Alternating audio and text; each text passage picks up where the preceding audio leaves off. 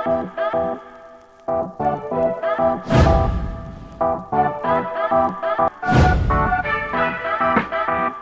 y'all, I just want to do a little intro on my book and why you should buy this book. First of all, this book was laid on my heart to write to women, to teach them that they are queens and that they should not settle, and to empower women, educate women on some game that some men play, and the mistakes that they are making in relationships and picking and choosing the man. And I want you ladies to understand this right here. A queen is a woman that have high self-esteem. She know her worth and her value. A queen is like a state of a mind, how you feel about yourself. I talked about a soul tie. What is a soul tie? I got, scripture on where I get a soul tie from, where it comes from, how to break the soul tie. That's chapter number 6, is on how to break the soul tie. Till you love yourself first, you're not going to attract the type of love that you need from a man, because you don't know what love is until you first love yourself. And self-love is not just looking good, putting on makeup and all that stuff. That's part of it. But but self-love is you becoming a better version of you in every aspect of your life. Mentally, spiritually, physically, financially, and finding your purpose. That's when you really gonna have self-love, and that's what I teach y'all in chapter 11. You need to leave a relationship. Once you read chapter 12, if you in a relationship with a toxic, wrong boy, I guarantee you're gonna leave that relationship. Hey, listen to me, queens. Get you a copy. Queens don't settle. I guarantee you won't be disappointed. And maybe not buy one copy, buy a copy for somebody else. Share with somebody else. Share this book, because I need to get the queens to get this book into their hands, to let them know that you are a queen. And you may have settled in the past, but you can put your crown back on your head and walk in royalty like God created you to walk in. The link to get this book is going to be in the description box. If you're not subscribed to my channel, subscribe to my channel. Click that bell so you get notified when I do videos. Every time I upload a video, you'll get a notification. Hey, God bless y'all. This is Coach Rod. Get your copy of this book. We'll talk soon.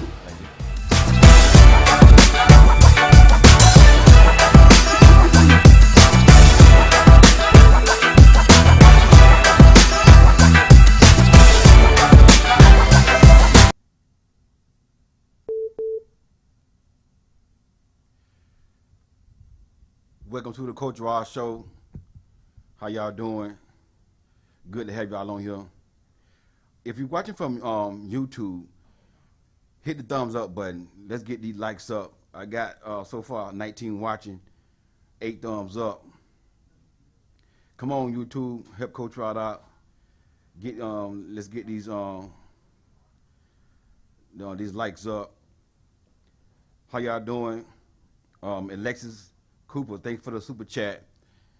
But yeah, y'all, we back with the Coach Rod Show, another episode of Coach Rod Show. It's good to have y'all on. Today I got another guest. Awesome, beautiful woman of God. She's going to be with me, and she's going to share her thoughts and her opinion on the topic we're talking about today. Abstinence in the consequences of fornication and the soul ties that it brings, that we can get from not doing things God way. So we're going to discuss that today. And y'all know I'm kingdom all the way. So this is what I do. I teach relationships for the first ones who gonna watch for the first time. And maybe somebody gonna watch the replay for the first time.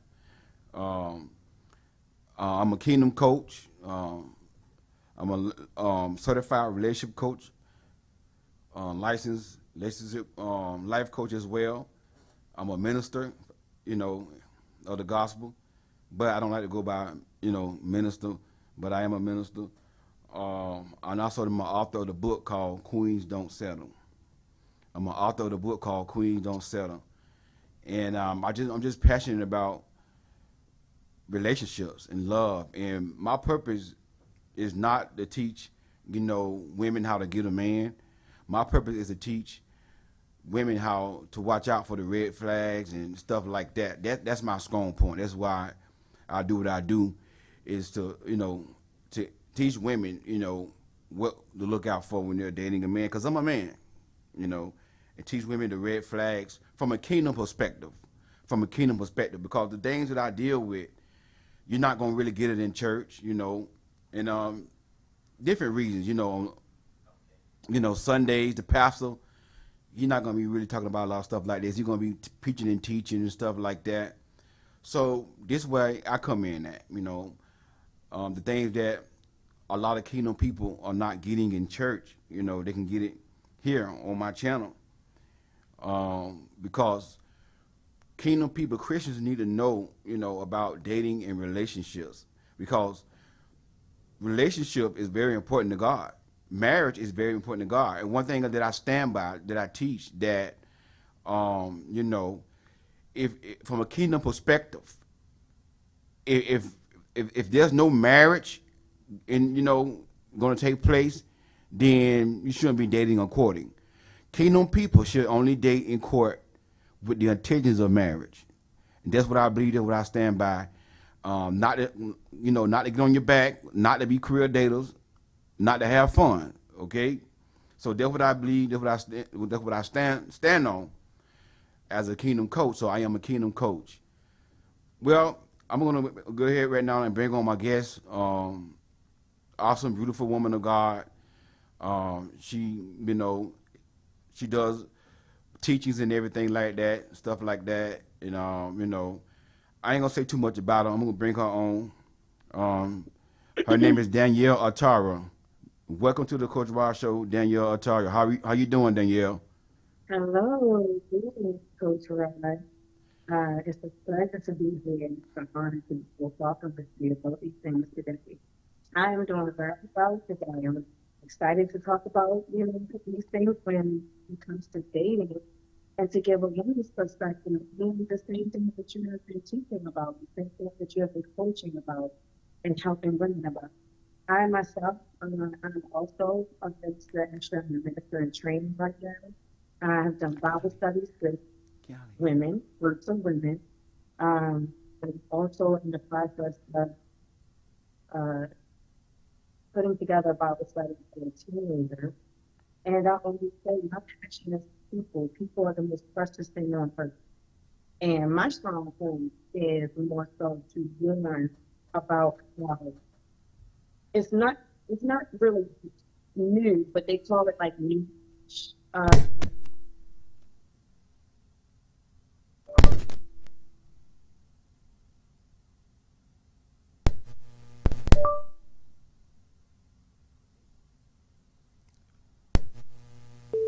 Yeah.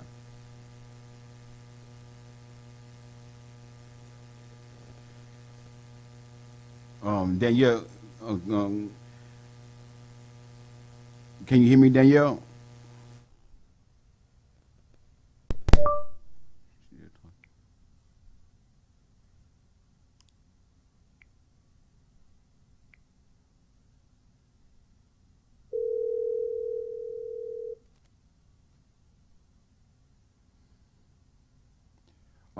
We have some technical difficulties. Hello. Danielle, can you hear me talk?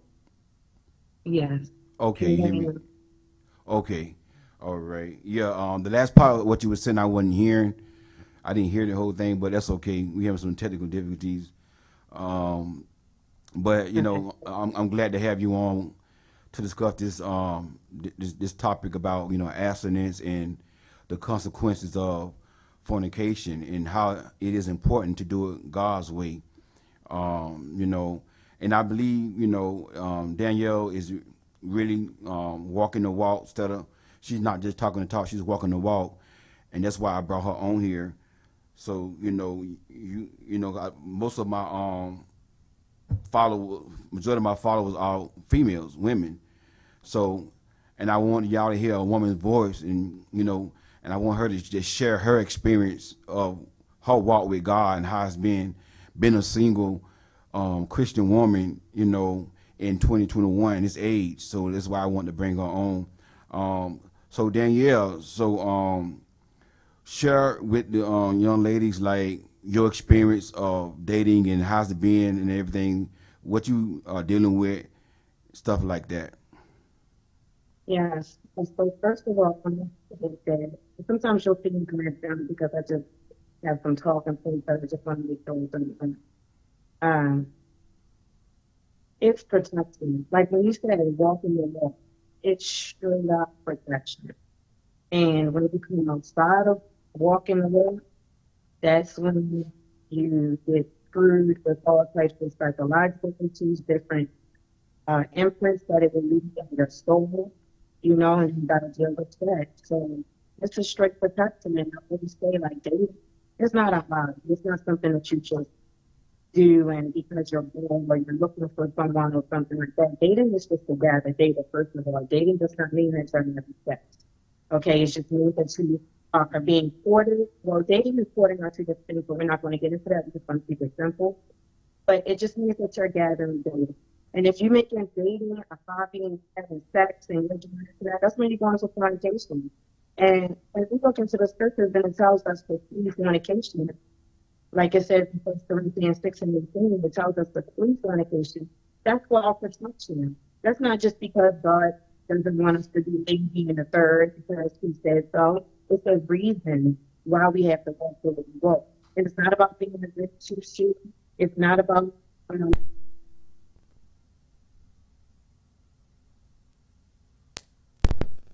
I want to make sure that you hear me. You hear me, Coach Walker? Yes, I can hear you. Uh, Okay, great. So we flee fornication. Fornication is unlawful sex acts.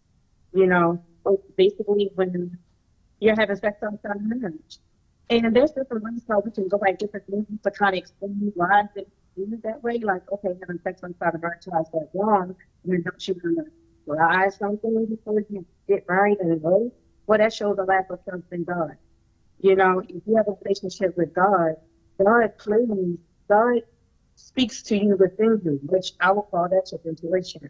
That's God speaking to you for you, and it'll show you red flags about a person or whether to go forward, whether it's a green light or a red light.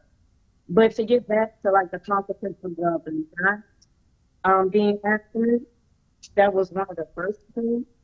I must say that the consequences of not being abstinent is soul ties.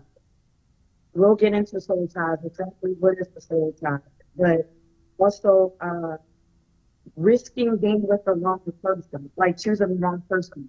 That's where being outside of abstinence, which is being outside the will of God, like for where you're living your own will, and not what God has for you, which is the easiest way to go, the best way to go. I can't say easiest because life is not easy, but whichever way you go, there's always challenges. But it's the best life that you can live here on earth is to live in a will of God. And when you are outside of abstinence and you're out here with other sex, then you're going to end up to choose the wrong person. You can end up in spite of your actual goal and the roadmap of how to reach your goal. So you're walking day to day and you're off the line because you have this person in your life that shouldn't be there. Also, it also breeds other things, other spiritual problems and infiltration. Um, should we go? Should I go on, or do you want to say something? Because, yeah, uh, yeah. I just want to say something for you. Go far. Just reiterate on some things that you were saying, and Sister Danielle was saying, when you get that involved, and I've known cases as a coach, a lot of people start off doing that right away, within 2 or 3 months. And then 9 times out of 10, when you do that, you're going to end up in a relationship with a narcissist. When you rush, let a man get you on your back, you're going to end up with a man that put hands on you. Because the red flag's going to be there, but you're not going to see it because, fornication, it clouds your judgment. When you land on your back outside of God's will, it clouds your judgment. And, and especially as a woman, you know, put my medical hat on as a woman when, when the woman is and the man making the love, both of us release hormones, oxytocin, but women release it more than men. And the problem is that same hormone is what have been that is what be released. And I learned this from a therapist, by the way. That same hormone is being released when a woman is giving birth to a baby, the oxytocin, and that what bring attachment to a woman and her baby. That hormone was released while she was giving birth. So the same thing is going when a man and a woman, doing it, whatever. The same thing is going, and the woman releases more. That's why women seem to get more attached after they, give themselves up, and then your judgment get clouded. And this is like I said, I learned it from a therapist. A woman. That's why a lot of time a woman judgment get clouded because she's have given it up too soon, and then she either gonna ignore the red flags because sometimes they ignore the red flags, or she gonna not see the red flags. So it's very important that we keep bringing this up because we talked about this last week with Dr. Stephanie, and I'm tempted to keep talking about this here because I know I got some young teens on here, and they need to hear this stuff before they do it. This is not nothing to be played with. We have to do it God's way. But Danielle, you were saying a lot of good things. So let's get more deeper into it. hmm Yeah, so things that can happen when you not abstain from sex. Um, Choosing the wrong person. You can read fornication. And then if you marry that person, if fornication can turn into adultery and other types of unlawful sex acts, like uncontrolled blocks. So where that person is lusting outside of the marriage, to bring, like I said, adultery, like fornication can turn adultery. Like sometimes you look at marriages, you don't know what they're going through personally with that marriage. It's like she's like a spirit that you have to be delivered from. So, for example, being single, some people say, "Well, what do you do when you have baby?" It's a natural duty to have sex. Well, what you do with that is that first of all, the first step is give it to God, really, because I don't know how people do it without God. And then second of all, that whole entire is what we pay attention to nurture is that's what will grow. So if I'm not nurturing my sexuality, if I'm not listening to certain songs, if I'm not allowing people to come into my personal space and touch me inappropriately, if I'm making sure that I have a relationship with God and I'm focused on, praying and I'm focused on uh, things that I need to do day to day, another thing, finding something that I need to do and want to have more than a relationship. There's always something that you want more than a relationship. For me, it is to grow my business. It is to increase my finances. It is to teach my daughter. I have a 17-year-old daughter. It is to make sure that she's on the right track. That's more important to me than having a relationship. So while I don't have a relationship, I focus on these things. And it really gets your mind off of sex or longing for a relationship, and it's really interesting how when you focus on what you need to be doing and just let the relationship come pretty like this. When you're looking for a friend, right? And I'm not talking about a male friend. Say, okay, for example, as a woman, if I'm looking for a female, right?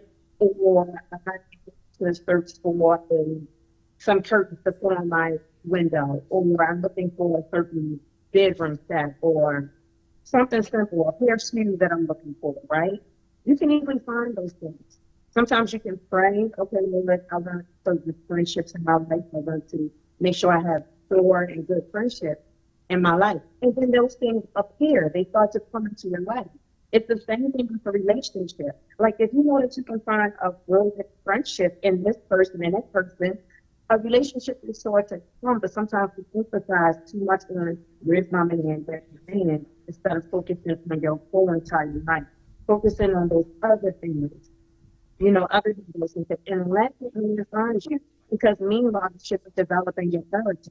You should be developing different things within your surroundings, like I don't know, your business, or finding that job that you want, or focusing on your children, or developing um, different projects. I don't know, writing a book, whatever it is that you need to focus on, do that instead. Focus on your friendships and things like that. And meanwhile, as you grow, keep growing, keep changing, keep being a better you day to day. Challenge yourself against your yesterday self. So today I'm going to be better than my yesterday. You only compete against yourself, to be better tomorrow than I was yesterday. Meanwhile, you don't even realize it that that whole time you're developing your character. Look at who's surrounding you.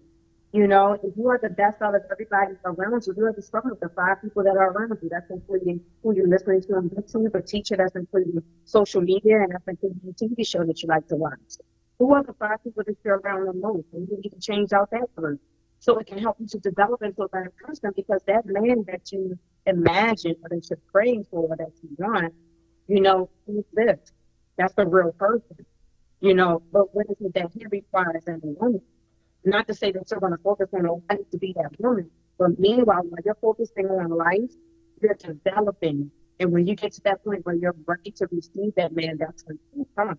But if you keep focusing on where's that man, and I want to do this and that with that man, and you're not developing meanwhile. Your character is kind of stuck. And that's the worst thing. You don't want to get stuck, because then that's a sure way to not be able to not to say find him, but not to be able to receive him as a woman when he finds you. And soul tie being sexually active when you're not married will block that blessing. And I'll tell you another thing. When there's a want and a desire within you, how can I say, you emit like a certain type of energy. Um, so say for example that you're wanting, like I said, it could be a certain type of friendship, it can be anything else, whatever. But let's use a husband, right? Say for example you're wanting a husband as a woman, since we're talking to a lot of women. And maybe some men on the chance, but you can switch out. It works the same for men. So there's an energy in you, because it is a basic energy. There's an energy within you that is calling out for them, that is asking for that, that is longing for that. You know how God knows the desires of our heart? He knows things before we ask for it. It's the energy that you are putting out. And sometimes it's stronger some days, and sometimes it's not there from other days. You need to focus on other things. But if you are sexually active with a wrong person, he's taking up that space. So now you're not calling out. Your prayer is different. So you're not calling out for your husband, your actual husband, because you're busy with this nonsense right here, who is not even your husband.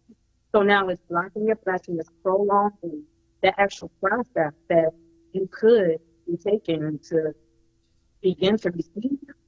So keep that space clear. There's no one there for that space to be filled, so that you'll be able to receive the right person. Excuse me, You know? Danielle. hmm Um, I've seen in the comments a lot of people saying they can't not hardly hear you clearly. So hold on for a minute. I'm gonna let you talk back again, because Okay. a lot of them saying that they can hear me but they can't hear you.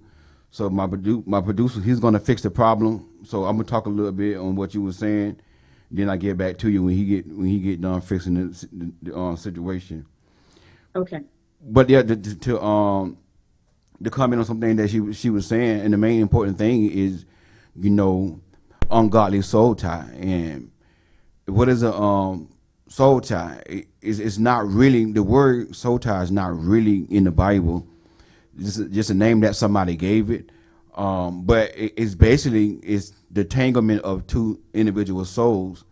Um, you know, the verse that I use to back up soul tie is in Genesis chapter 34. Let's see.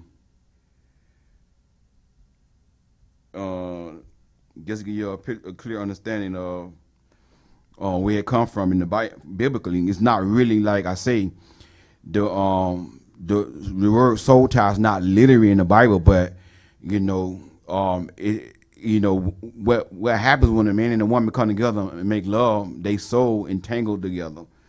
Um, and I get that from Genesis chapter 34. It said, and Dana, the daughter of Leah, which she bare unto Jacob, went out to see the daughters of the land.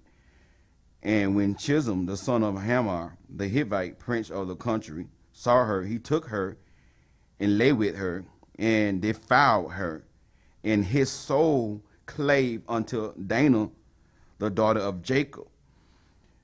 It says he took her and he defiled her, and his soul clave unto Dana's soul. That word clave is past tense for cleave. Cleave means to come together like this right here. Cleave. So what cleave is two individuals coming together, sticking together like glue. Look what the Bible said. His soul clave until the daughter of Dana. His soul clave until her soul. You see what I'm saying? Understand what I'm saying? Cleave means to come together and stick like glue. So that's where soul tie at right there in the Bible. Like I said, the term literally not in the Bible, but you know, that's what happens when a man and woman lay with each other. The man depart his soul into the woman's soul, and they become one flesh. And that's what God was talking about when he first created, Adam and Eve. He said, you know, for this cause a man should what? Leave his father and mother and cleave to his wife. There's the word cleave again. Cleave mean to come together, act like one. Cleave to his wife. See what I'm saying? So that's what a soul tie is. It's the entanglement of two souls. Y'all coming together like one, you know. And when you do that outside of God's will, you are forming a ungodly soul tie. But when you do it in the context of marriage inside of God's will, it is a godly soul tie. It's a godly soul tie.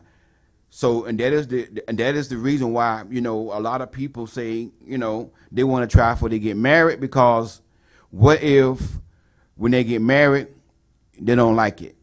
And I just heard, I did a video about this here about maybe 6-7 months ago, and the dude commented, and the dude said he's not gonna marry nobody that he's not, you know, compatible with, sexually compatible with.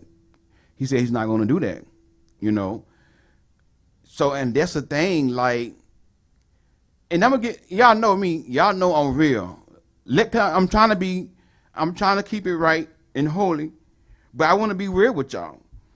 Like I said last week, it's not rocket science to do that. Okay, let me say it here.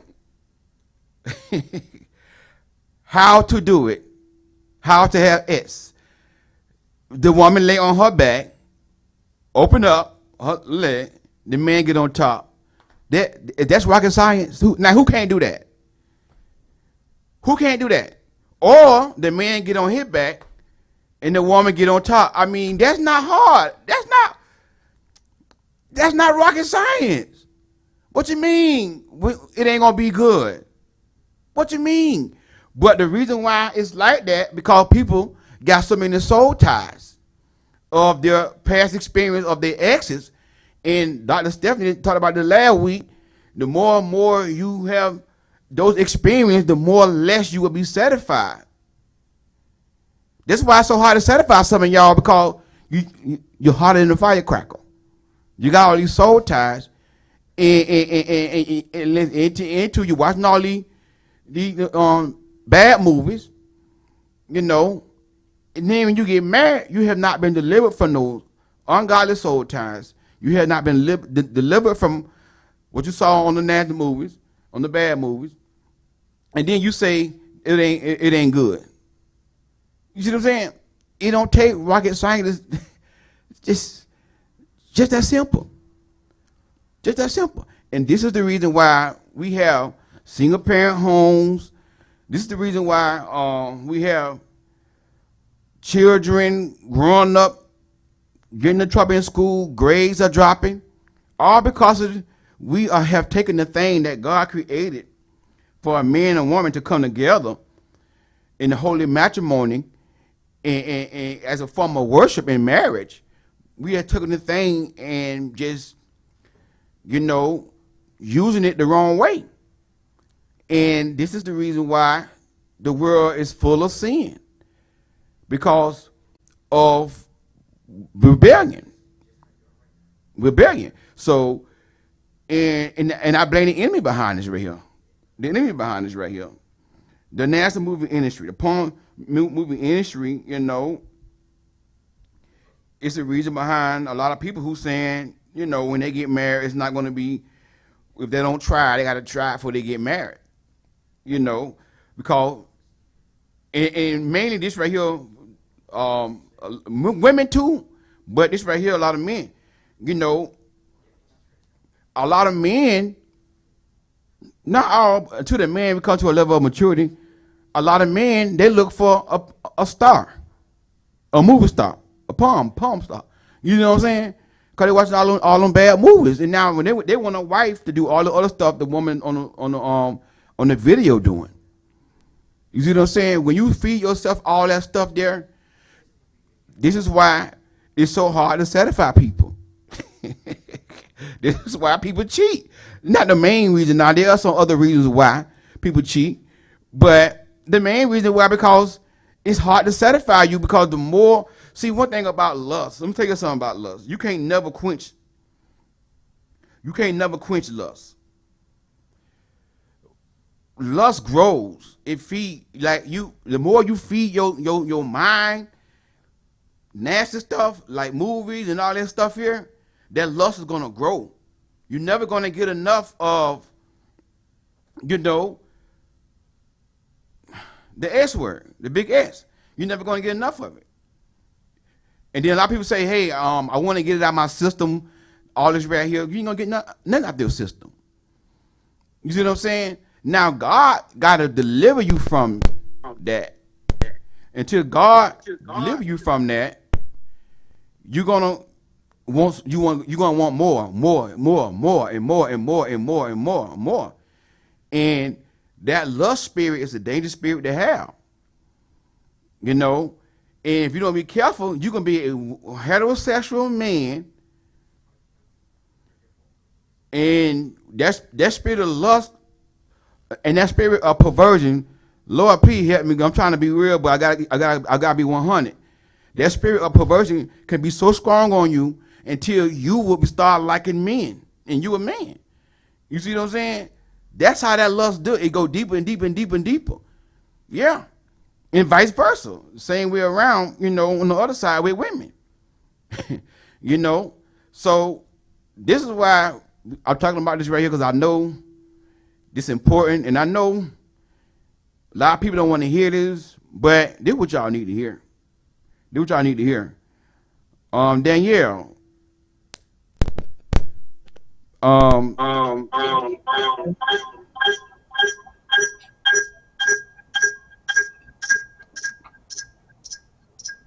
Yeah, hold on for a minute.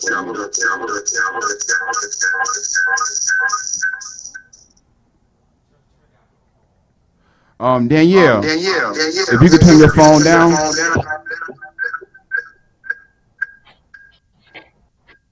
Okay. Is it computer? So, and that's the thing, we have to really, and that's why I'm talking about this right here. And like I said, that's where it comes from. It's biblical. It's the entanglement of two souls coming together. And I showed y'all in Genesis chapter 34, when Chisholm violated Dana, the Bible says his soul clave unto her soul. His soul clave unto her soul, and they became one flesh. So whenever you do that with somebody, you and that person becoming one flesh. Y'all becoming one flesh. So Danielle, you can come in now and really iterate on some things I just said. Yeah, so can you hear me? Yes. You can hear me? Okay, it's a delay, but as long as you can hear me, good. So I missed some of what you said, but the part where I came in on was when you talked about being delivered from fornication, and that's kind of where I left off from what I was talking earlier, but a All lot right. of y'all didn't hear me. So did you want me to kind of go over what I said Okay. before, just so I can So we'll come just back that flow way. with it from I here? can't see you. Can you hear me? Sorry, you all. We're having some technical difficulties.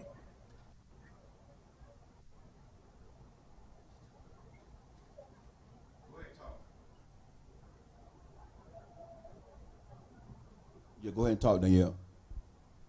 Okay, so I'm heard. Okay. All right. So I guess I'll just flow from here. Yes, fornication is something that you have to be delivered from, but you have to want to.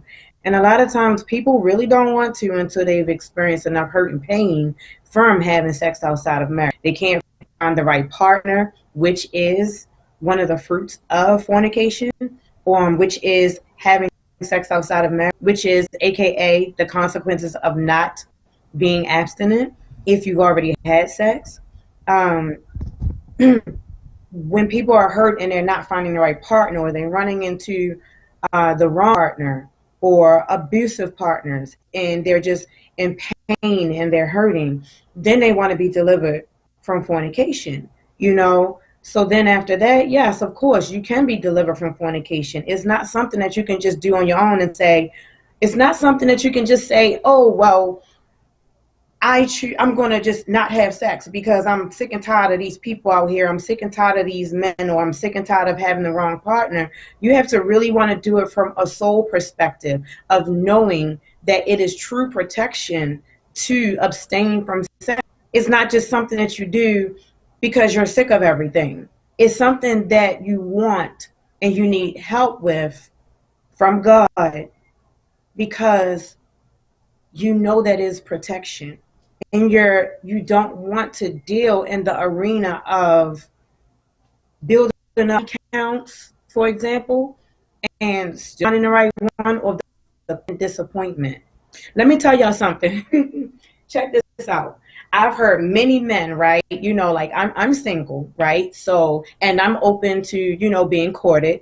And I have come across, and I always look at that as just in addition to my social life. I don't look at it like, oh, maybe this man is the one, because that is going to reveal itself. Just like a friendship, I have true friendships of women in my life. I have three very close friends, but the way that those friendships came was, it revealed itself to me. I didn't have to go and seek. I mean, I prayed to God that I wanted true friendship, but it was revealed. These people came into my life, and I didn't look at them like, oh, maybe she's a true friend. No, but it showed itself to be a true friendship. The same way that I look at a man, you know, I don't have that. The only thing about me is I choose not to keep men around me. I don't entertain men, because men come with a different energy. You just got to know, ask for that discernment to know right off the top, what are you here for and who sent you?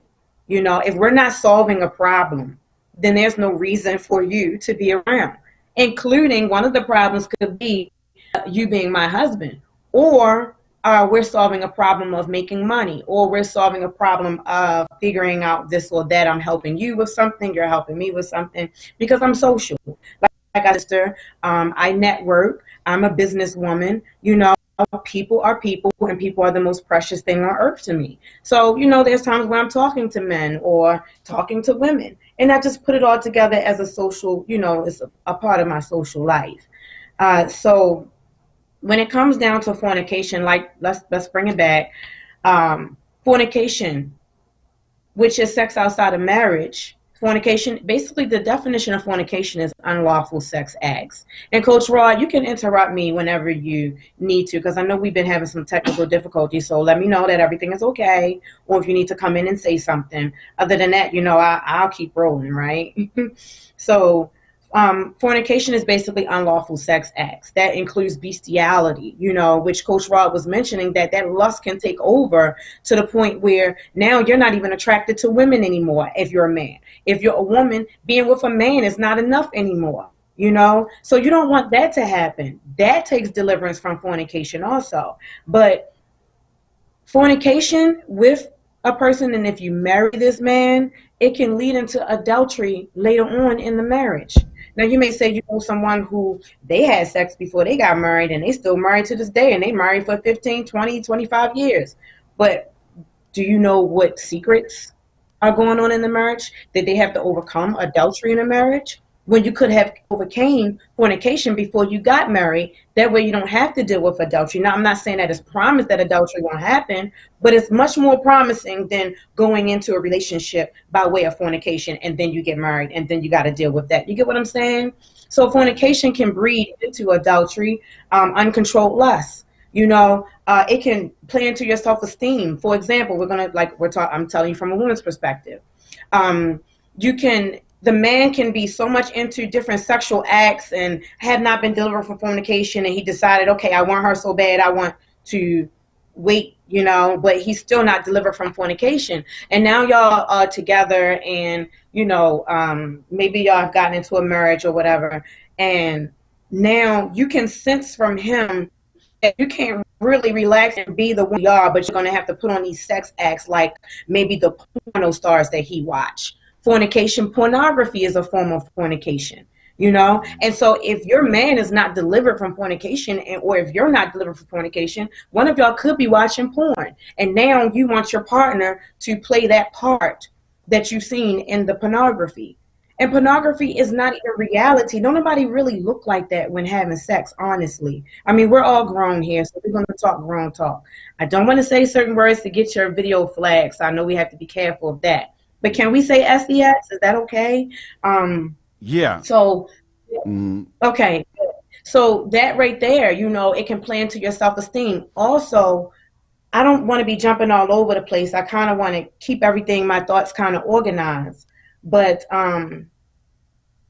you can kind of, not to say that you directly force your woman to go into that role play, but she can feel it. Maybe she feels like she's not enough for you. And then you want to bring somebody else in secretly and say, hey, let's have a menage, and stuff like that. Those are fruits of fornication. That you feel like you're not enough. Now, if you're delivered from fornication and you just don't want it no more, you ask God to deliver you from that, and it will happen.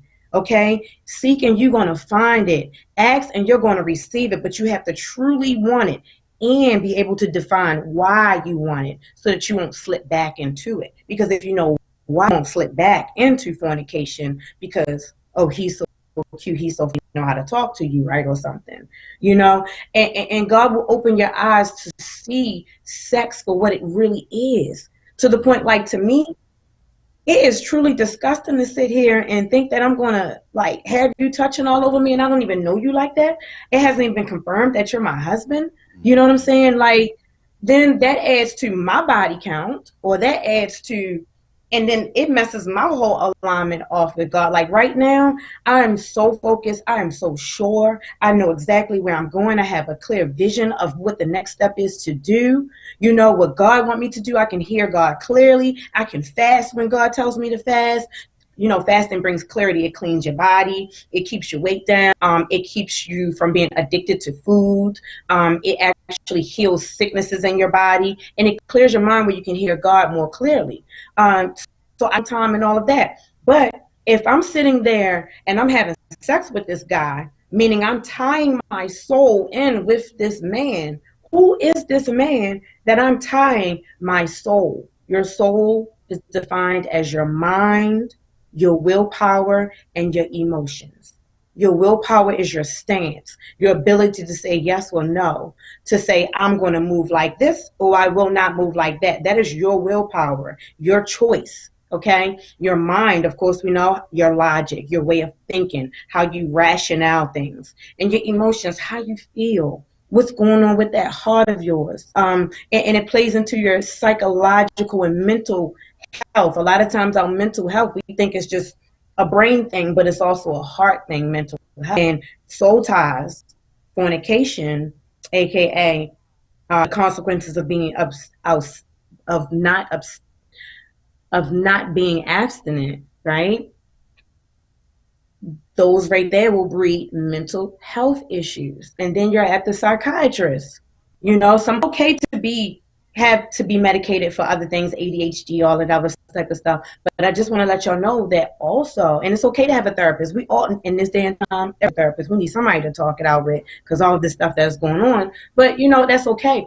But then just know that when you're having sex outside of marriage and you're with the wrong person, which you probably would be with if you haven't gotten confirmed from God, it breeds mental issues, instability. You can end up getting medicated and you don't even have to be medicated. Just clear those soul ties, get those people out of your mind, your willpower, and your emotions.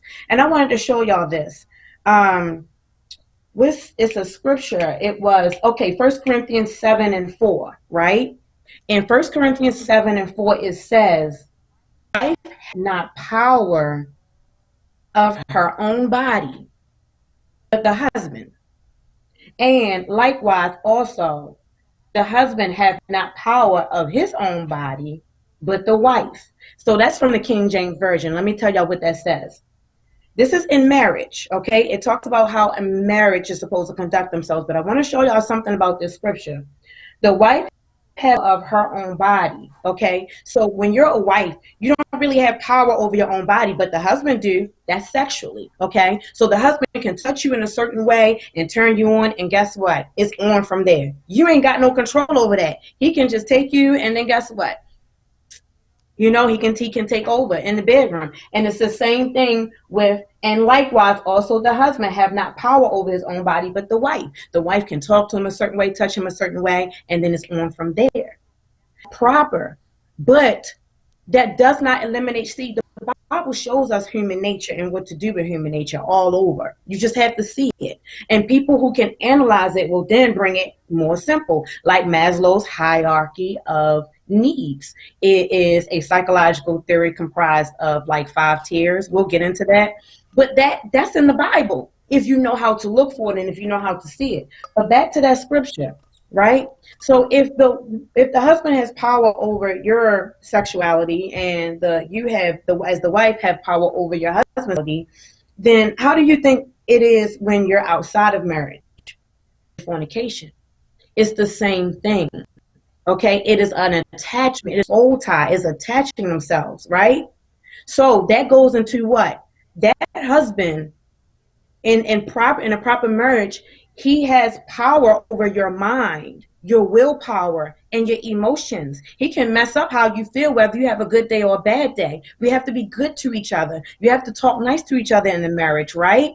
So then it's the same thing outside of marriage, but you're with the wrong person or you're in fornication. You see how this is protection? You see how God says in 1 Corinthians 6:18, flee fornication? Because it is protection. And that is a soul tie. Your mind, your willpower, and your emotions. So then you are going to lose focus as to where you need to be and what you need to be doing in life. It's going to take you longer to reach your goals and all of that, especially when you're with the wrong person. Because now your mind, your willpower, and your emotions is all tied up with this person, and this ain't the person that you're supposed to be partnering with, right? So I can go on, but you want me to take a break because I definitely have more to say. About how to break a soul tie and even talk about soul ties even more and how it mutates you as a person and how you got to get that stuff off of you. You can also feel soul ties within another person. So I can go from my experience, with dating, and I got to tell y'all this one thing. Every time I think about dating, it goes back to this. But you can feel soul ties with another person. You can feel, we can feel each other's spirit. We can feel each other's energy. You exchange energy. You can feel that, especially if you're discerning, meaning that, or you're intuitive, or you're empathic, or you're prophetic, you can really pick up on things. We're all sensitive like this, but some of us are more aware of it than others. And so you can feel when other people have soul ties too. You can pick up on that they're comparing you to another woman, or you can just feel it. It's just, next time check it out and you'll feel it. And you'll be like, oh, I was picking up on, they were your soul ties. And then if you, depend on how spiritually sensitive you are, it's poisoning you. I know with me, I'm very spiritually sensitive, so I have to be careful, and that can poison me. I can be around a person, and as soon as they direct their energy towards me because they like me, I can pick up on so much. And I'll be like, oh no, I don't think you're ready for me, But so let me tell you this, right? I've seen this a lot of times where a man, have y'all ever seen this? So a man, okay, I'm just using an example, but this happened in many different times. So a guy would say to me, like maybe if a month after talking to him or something, right? And he actually said, as we're talking, I didn't have sex with you because I respect you. Can y'all read between the lines? So, number one, let's listen to what he said. I didn't, and I get this a lot, and I'm gonna tell you why I get this a lot. Okay, but we'll get to that as my second point. But at first, he says to me, I didn't have sex with you because I respect you. Okay, nice. But I don't know how to take that, because listen, so if you would have had sex with me, you're telling me that a lot of times men, and this, I've heard it from many men who said this exact same thing to me, I didn't have sex with you because I respect you. So you're telling me that you did not have sex with me because you respect me, meaning that if you did have sex with me so far, that you didn't respect me. That tells you a lot. Need I say any more? Second of all, I find it funny because you thought you were in control of this. You thought that if you decided to have sex with me, that I would have went with it. No, let me tell you this. The reason why you have sex with me is because I'm very aware of my energy. I'm very aware of the positioning of my body and where I am. And you didn't have sex with me because I didn't allow it to go down. And neither did I put myself in a position to go down. You thought you were in control of this. You're not in control of this unless you marry me. Other than that, my body, my soul. You get it? So, need I say more? I have so much more to say, Wow. Coach Rod. You know how I can Yeah, roll. I But what mean, you got? well, I like what you just said. Now that's deep. Yeah, I like that. You just said, Right. girl, you got me feeling good. I like what you just said. At the end, you didn't have sex with me because I'm in control of this here. Boy, if a lot of women had that mindset, a lot of y'all would be getting married. A lot of women would be getting married. You know, wow, yeah, But that's Coach, deep there. like, it's a Mm-hmm. way, as a woman, we're feminine, right? And it's Mm-hmm. all within your femininity as a woman, ladies. Um, how can I say? And it's okay that the man says that. That's okay. That's a respectful thing. That he's also telling you many things right there, but it tells you how powerful you really are in your femininity. Mm-hmm. See, as a woman, we sit back and we relax in our femininity. You just you receive. But a lot of times, the masculine within men, they like to definitely, they're about action, they're about initiating, and that's good. We need that. Their ego helps us, their ego protects us. So it's okay. You never want to kill a man's ego. You never want to do that. You want to nurture that. It's okay. But realizing how powerful you are in your femininity. So I don't have to say, okay, it is good to, I don't know if we're going to talk about, like, when do you let them know that you're abstinent? Do you even say the word abstinent? I don't. Yeah. I don't. And I'll tell Mm-hmm. you why. But it's all in the way how I carry myself. It's all in the way how I respond, how I speak, how I sit. It's like, oh, you're in the presence of a queen, and now you're about to observe how a queen, how we do, how we really conduct ourselves. Like one guy, he was just like, I just didn't understand why you would never spend a night with me. But now I see, like, oh my goodness, you're a real lady. And see, a lot of these guys, they have to go because they see that they can't hang with me because they start to get to know me a little bit more. And, freely come, freely go. It's no big deal, but I'm not going to lay with you. Now, sometimes I do, like, I play a lot and I joke around a lot and I say how I feel. So people tend to laugh at that, like, Danielle, you crazy. Oh, my goodness. You say how you feel. And men tend to, like, laugh about that too. But a lot of times, sometimes it depends, sometimes I say it, sometimes I don't. I say, I'm not having sex. So you still want to date me? They laugh. They like, what? What does that mean? He, ha, ha, we move on with another conversation. But I meant what I said. By the way, hey, what are you drinking in that cup? I would like some tea. What you think about that? Just changing a conversation like that. Just keep it moving. It ain't got to be something that you got to sit and talk about. That's your life. They're getting to know you. Let them unfold that. And the reason why I don't really make it a conversation is because I'm not trying to give up everything that I am so that you can act like that. You can be over there. I was about to say another word, but I'm not going to say that word. You could be over there dealing with Tamika over there, or Pick Misha over there or something like that while you're waiting on me. So you're still over there getting your rocks off, but you're over here acting like you're abstinent, like we're on the same level and all that. That's why discernment is really important, Yeah. Yeah, that's what they do sometimes. Y'all, you brought a good point. Y'all women got to watch this now. They're act like they're asking with you, but they getting something from somewhere else. And the whole time you think they asking it. But like Danielle said, your discernment will tell you everything. And whenever a person, man or woman, have the wrong intention, if you in tune with God, the Holy Spirit gonna send some signals to you. He gonna send some signals to you. Trust me. And when you get those signals, you have to obey them and follow them. Yeah, this is so good. Yeah. I enjoy it. But go ahead, talk some more, Danielle. I'm just enjoying listen, it. Let's go over. Okay, I gotta say this. Time without sex tells you everything you need to know. And I only tell this to women. I don't want to be out here telling all of these secrets, but it's okay because, hey, we're in ministry. We're all about people. So we have to be transparent. We have to share everything that we've learned because that's what God gave it to us for. And he opened our mouthpiece so that we can speak it. So let me tell y'all, time without sex, and I'm telling you from experience, tells you everything you need to know about that person. Amen. And it don't take long. It don't take long. It may take a month. It may take 2 months, 3 months. I say, give it 3 months to decide.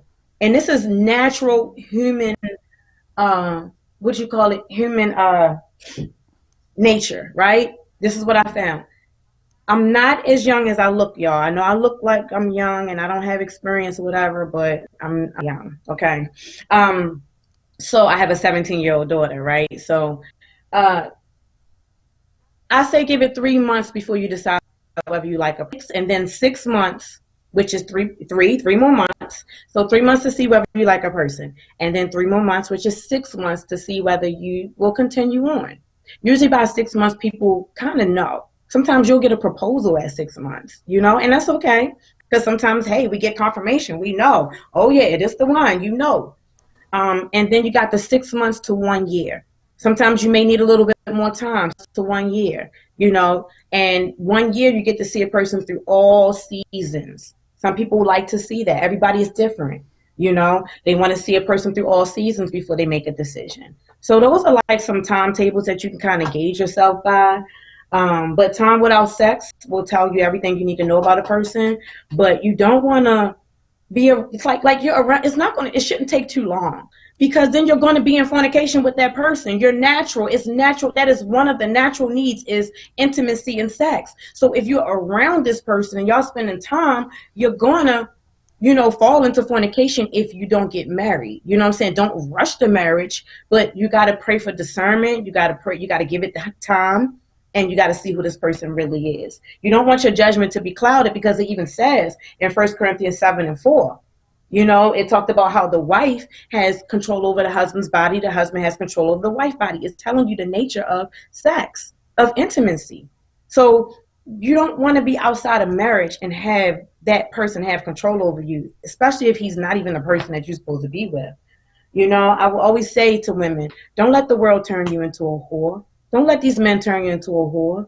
You know, if you're attracted to this, if you are attractive to this man and this man and this man, of course they're going to want to get you on your back. They're going to want to lay with you. They're visual, you know, but don't, if you lay with everybody who is pleased to lay with you and treat you like this and, you know, treat you beautifully, then you'll just be the world. You belong to the streets.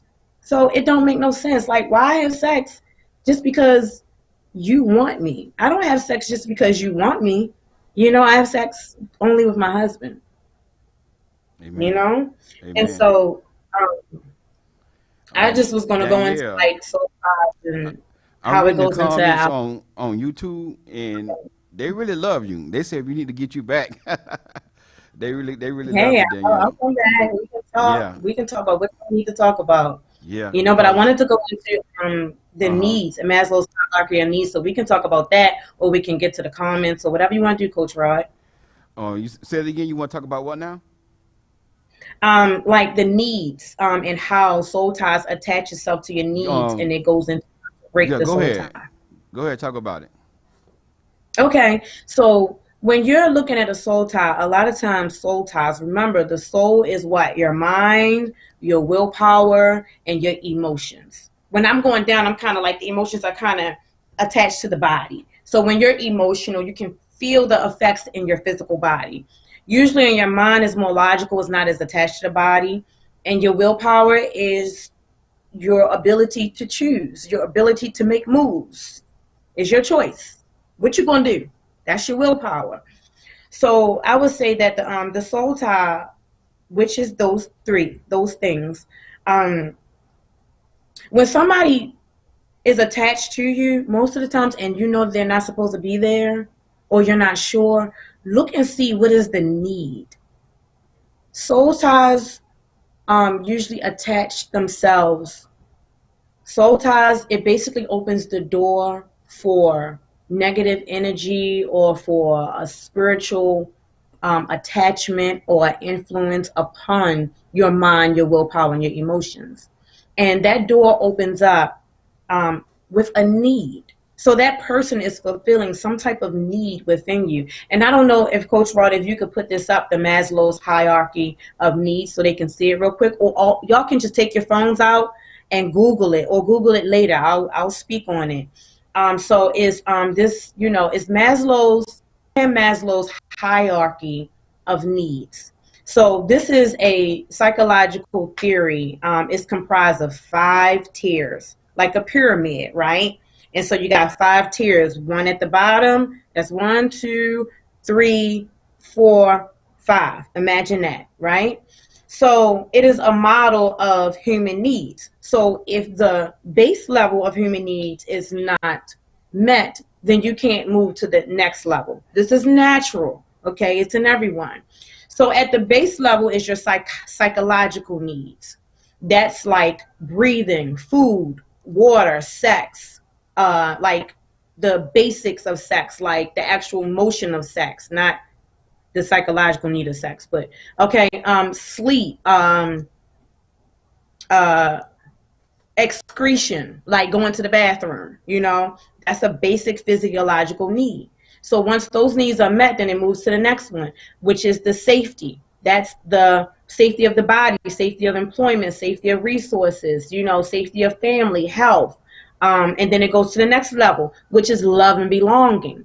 So here is friendships, family, and sexual intimacy, which is different from just sex, but it's sexual intimacy.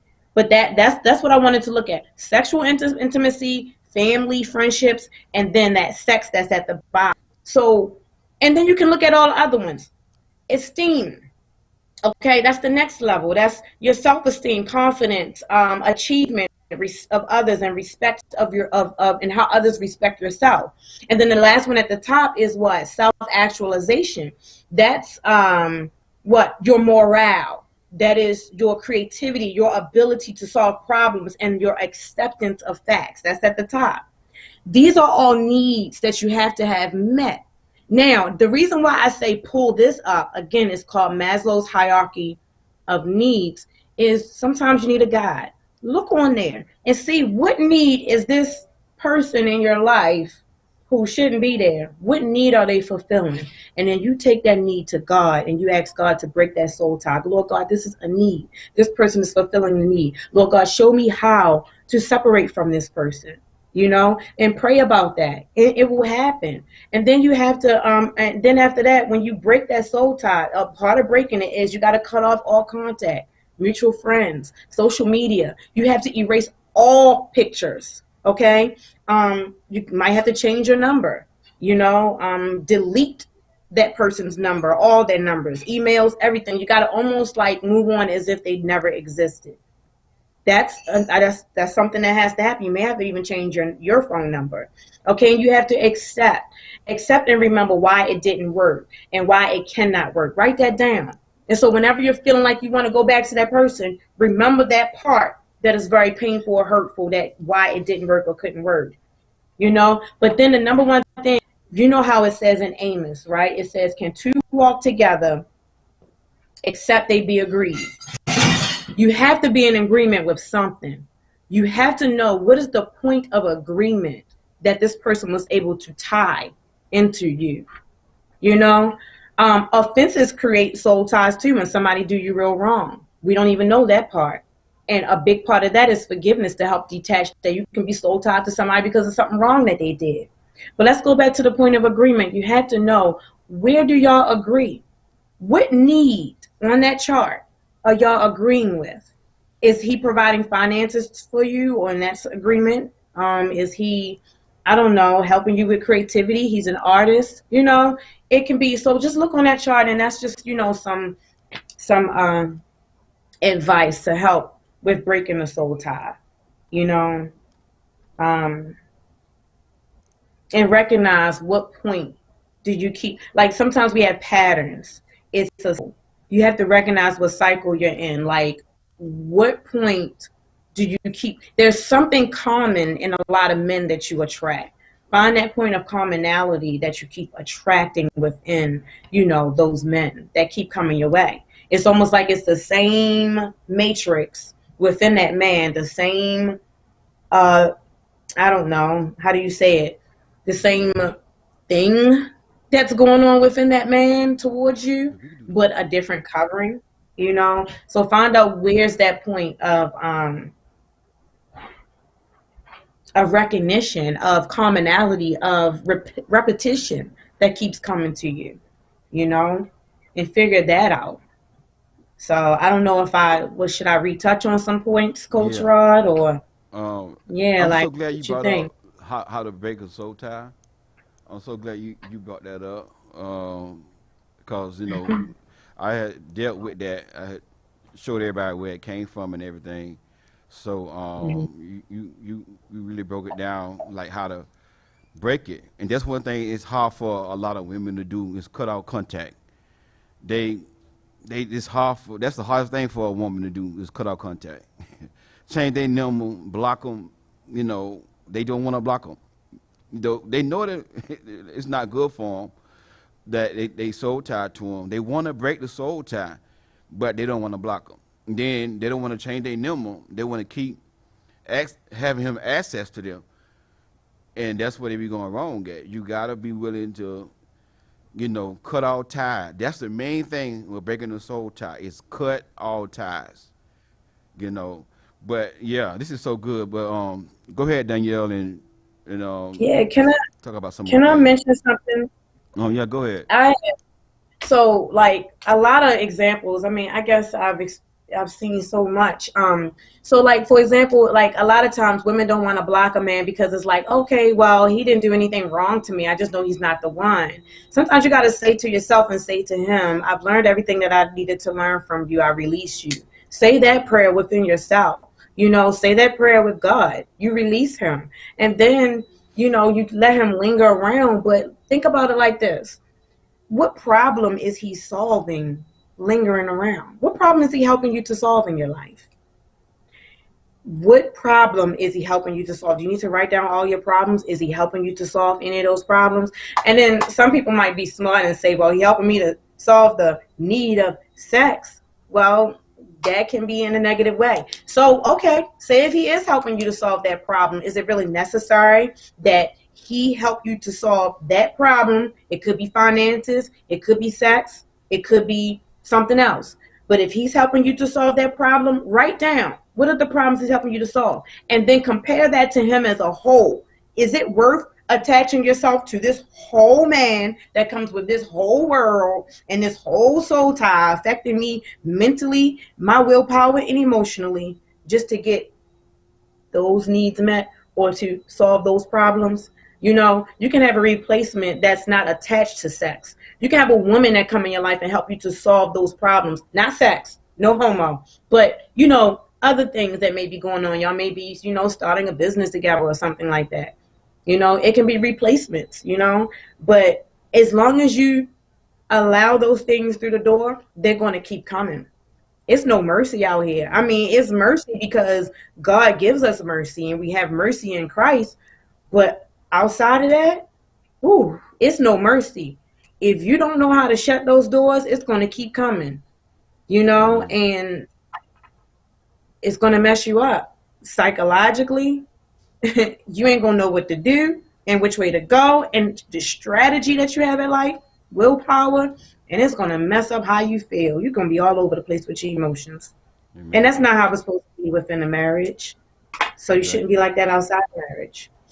Exactly.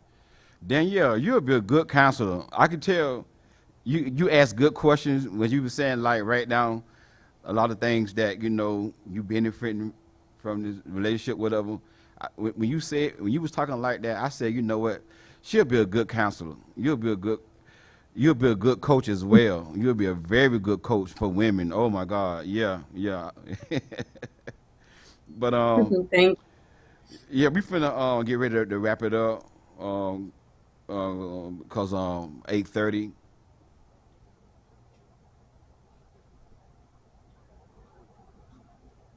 I can't. Hold on. Lord.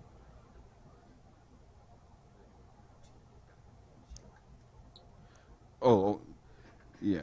But yeah. If anybody want Danielle to come back, we'll do a part 2. But just hit the like button, get the likes up for me, y'all.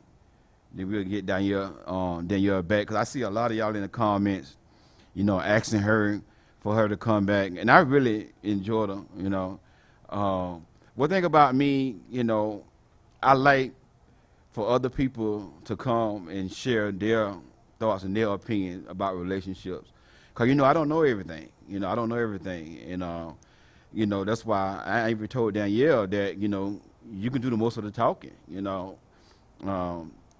that's what it's all about. It's not about me. It's not about me, even though, yeah, it's Coach Rod's show, but it's not about Coach Rod. It's about God. It's about doing God's work.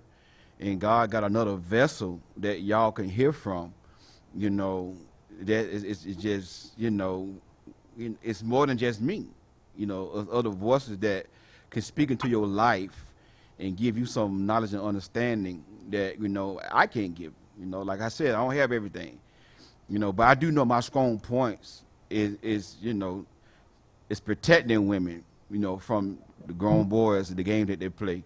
But we're gonna get ready to close it out, Danielle. But you wanna just say some more, just some closing remarks, some final thoughts. Yes. Just look at it for what it truly is. Don't let the world infiltrate your soul, because you're going to become a mutation of a mutated form, a mutated image, a mutated shell of what you really are. And when your eyes are open to this, it's just a whole world to behold. You know, you ever wonder how you have those people who can, you know, be in abstinence? You know, it is really not that hard, because it just kind of disgusts you to know that I'm not going to allow this man to infiltrate my soul, my mind, my willpower, and my emotions. You gain such a surety of yourself that you're not just going to hand that over to just anyone. You've become spiritually clean or mentally clear and willfully clear and emotionally, uh, how can I say, you become emotionally intelligent, to the point that you're not just going to throw that up in the air, right? And just give it to him because he wants it. Like, he has to prove himself. He has to work for you, just like um, you had Jacob work for Rachel, right? And it's not going to be easy for that man to get you because it takes time and it takes you to believe that he will not mishandle you, and he will treat you and he will respect your femininity. So Amen. that takes time to see. And just don't let the world make you into a whore. Don't let the world just make you into a psychiatric mess. It's okay to be a psychiatric patient if you need that, but a psychiatric mess, and on and on. So, Yeah, yeah. I mean, this is so good. Wow, wow. Um, but before I close it out, anybody want to call and you got a question for Danielle? Um, you can do so at this time if you want to call and ask Danielle a question. Um, if you want to do that, make it quick and when you call, try not to talk a long time. Just ask a quick question. If you want to ask me one, you could, but you know, um, I really prefer y'all ask Danielle a question that did you want her to answer for you. So we're gonna open up the lines up. If you want to call in, we got time for maybe two callers. If you want to call in and you know, asking Dale a question, you can do so at this time.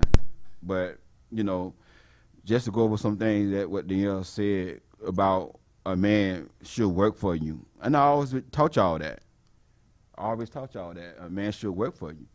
You know, if a man see you as his wife, he gonna work for you.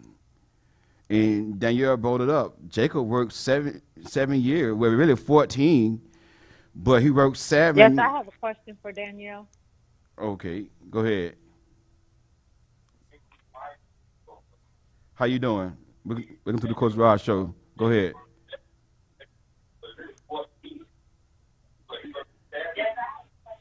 Hey, can you hear me?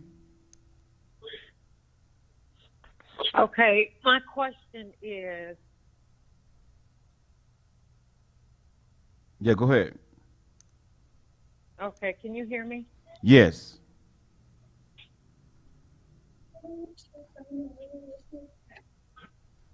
Oh, yes, I can hear you.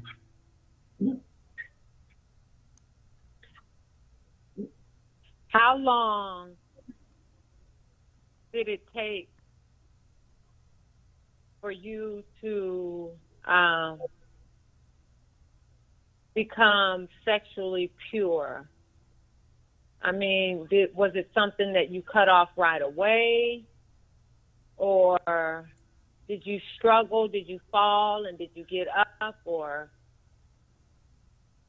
can you kind of elaborate on your Hmm. walk? Okay. All right. So you heard the question right, Danielle? Yes, I heard it. Okay, go ahead and expound on it. So I can say my walk, it, okay, to become sexually pure, it took no time. It took just a decision. It took a decision that I wanted to become pure. Go ahead. It's a decision that I wanted to become. I'm sorry, hold on one second. Hey, hold on. When I'm in the middle of the podcast, I'm gonna lie. There's thousands of people all over the world watching me. You can't do that. You just have to like wait until I'm done. I apologize. Okay, so to become sexually pure, that was just a decision. From there, you have to ask God to remove this from you, to deliver you from fornication, because what will happen is after that, I could say someone came into my life when I became sexually pure for a very long time. It was like maybe like 3 years or like 2.5. It was going on 3 years.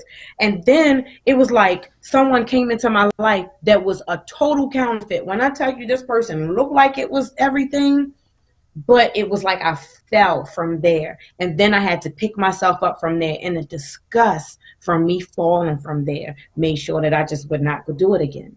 I would not fall like that again. So to answer your question, like how long did it's not a process to become sexually pure. It's a decision and being delivered from that.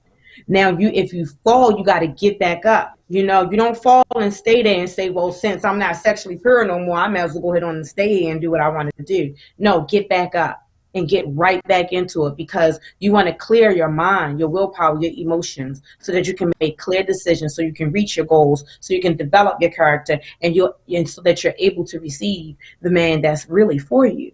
You know, um,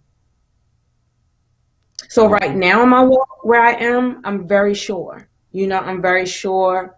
I can't say that I wouldn't fall, because I'm human and I need God. You know what I'm saying? Let me tell you, a righteous man falleth 7 times. They say that in the scriptures, and that's considered righteous. Look at David. Look at so many examples of people in the Bible. We're not perfect, but you keep striving because you know that it is protection. And so once I understood that, oh, this is protecting me, and you start to discern and see things for what it really is, and you start to put those things into play, like giving it time without sex lets you know everything about a man. You ever dealt with somebody in your past and then you look back at it and say, oh, where was I? Oh my God, I can't believe I dealt with him. Well, you would have found out that you would never dealt with him if you gave it time without sex. You know what I'm saying? You would have seen all of that early. But most of the times we didn't gave it up too early, and now you all confused, and then you look in retrospect and wish you never dealt with that person. So look at it like that. Like, well, I'm about to find out something about this person, and imagine if I would have gave my body up to you and you acting like this. Oh, I'm so glad. I'm so glad I possessed my soul. And once you keep experiencing that over and over again, and it's like your energy changes. You become more filled with a beautiful energy. It's like a flower. It's like your flower is renewed. You ever seen some people, they're beautiful, but they look worn out? It's like you become a fresh flower again, and people see that.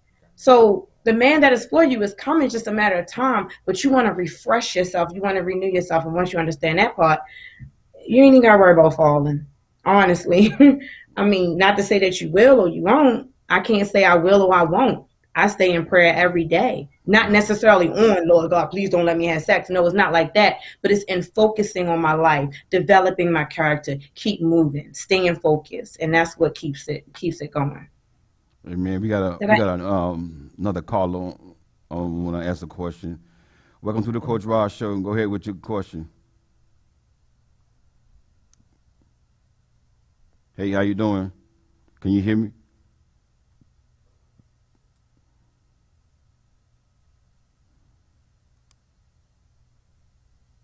Go ahead, caller. You on the air?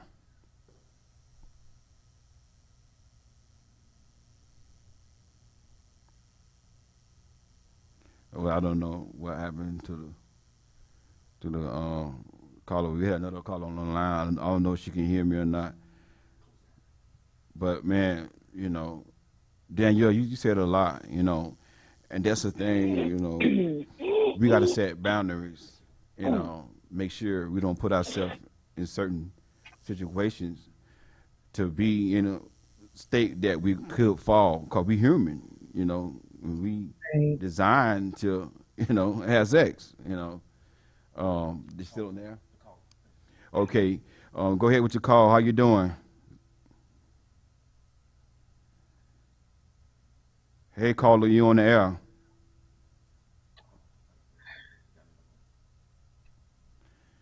Hey, It's thank you for probably a calling delay. the Coach Hi, Rod I'm good. show. How are you, Coach Rod? Hey, I'm doing good. How you doing?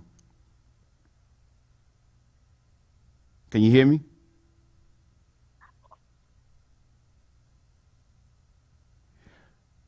Hey, There's a delay, just so you know. So, okay, okay. Go ahead with your question. all right. So I just wanted to say hi to Danielle, and thank you so much. I think women really need this information. Actually, I think you might need to start a abstinence or a celibacy support group because women really are, especially of the world, they're under this hypnosis that this is exactly what they're supposed to do. And I'm saying it like you from experience. I have been abstinent for a very long time.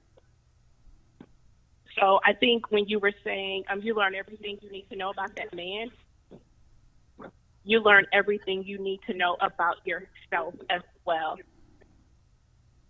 So what would you tell women that are starting their journey? Because for me, I was broken and I had to figure that out in order to say, I can't do this anymore. I had to realize it was me. I had to repent and truly mean it, sever those soul ties, and walk away, like you said. I mean, no hard feelings, but I'm telling you, taking those numbers out of my phone, understanding that these men don't want anything but to turn your back. So how do you tell women that really want to do this but are stuck in a sense in these situations and they really have low self-esteem? Because for me, that's where it stems from, just being honest. But how do you get them to really realize the queens that they are? And I know Coach Rod talks about it a lot, but a lot of women around me aren't listening, and they think I'm crazy for being abstinent. And I'm like, this is the best I've ever felt in my life. Right. So my question is, how do you get women to really understand how important this is and repentance? Mm-hmm. Okay, so repenting is just turning away from what you know you were doing wrong, recognizing what you did wrong, turning away from it, and then doing the right thing and not turning back to it, right?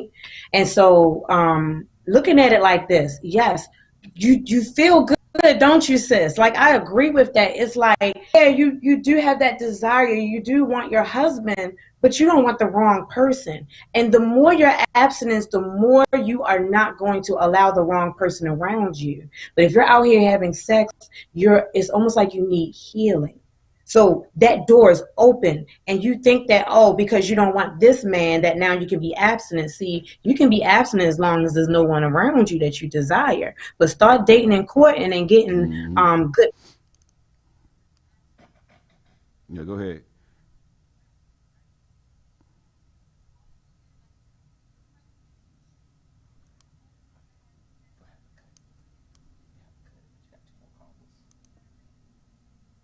Yeah, hello, Danielle. I can't hear Yes. Danielle. Okay, yeah, I wasn't hearing you. You can hear me? Yes, I can hear you. Oh, okay. Can you hear me? Yeah, okay. Um, we're gonna close it out. We're gonna have. I'm gonna have you back on, Danielle. We're gonna, Mhm. cause this is just so good. And the queens on my YouTube channel, they really enjoy you. I see the comments. But we're gonna close it out. Danielle, I want to say thank you for coming on, being my guest. I knew that you had so much in you.